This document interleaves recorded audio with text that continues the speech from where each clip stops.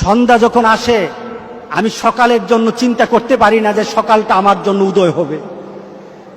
সকালটা যখন আসে আমি আমার নিজের জন্যই চিন্তা করতে পারি না যে সন্ধ্যাবেলা আমি বেঁচে থাকবো। সুতরাং আমি আমার জীবনের যা করার এই মুহূর্তে আমি আমার করে নেই, আমার পরিবারকে বলে নেই।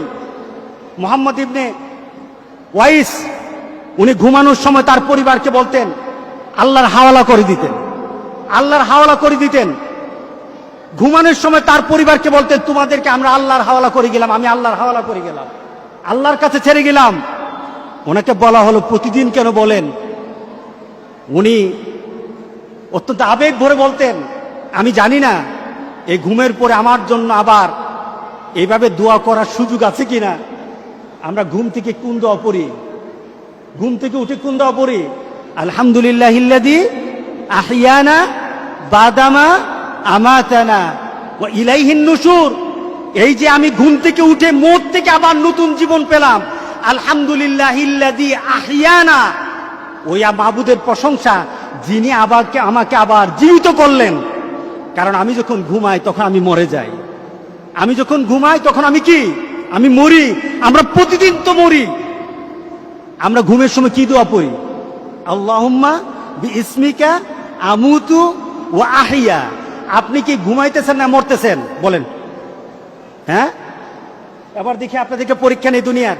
আপনি কি ঘুমাতে যাচ্ছেন নাকি মরতে যাইতেছেন? আপনি ঘুমাইতে যাইতেছেন না, কিন্তু দুয়ার মধ্যে কি বলতেছেন? আপনি বলতেছেন আমি ঘুমাতে যাচ্ছি না, আমি মরতে যাচ্ছি, আমি মরতে যাই, আমি এখন আমার মৃত্যুর দিকে আমি যাচ্ছি। আল্লাহুম্মা বিইসমিকা, আয় আল্লাহ আর তোমার নামে, বিইসমিকা আমুতু ওয়া আহইয়া, তোমার নামে মরি আবার তোমার নামে জীবিত হই।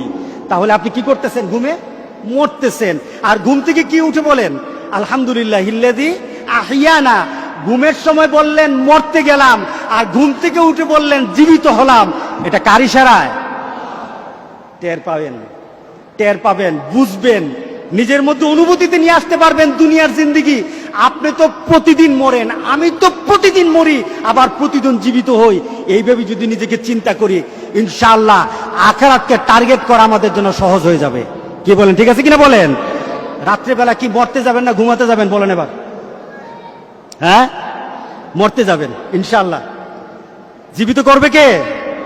জীবিত। এই চিন্তা যদি আমাদের মধ্যে চলে আসে ইনশাআল্লাহ জীবন পরিবর্তন হয়ে যাবে। আল্লাহ যেন আমাদের জীবনকে আখিরাতমুখী করে দেন, আমাদের টার্গেট যেন আল্লাহ আখিরাতমুখী করে দেন, আমাদের চিন্তা চেতনা যেন আখিরাতমুখী করে দেন। আমরা যেন আখিরাতকে চিন্তা করে চলতে পারি।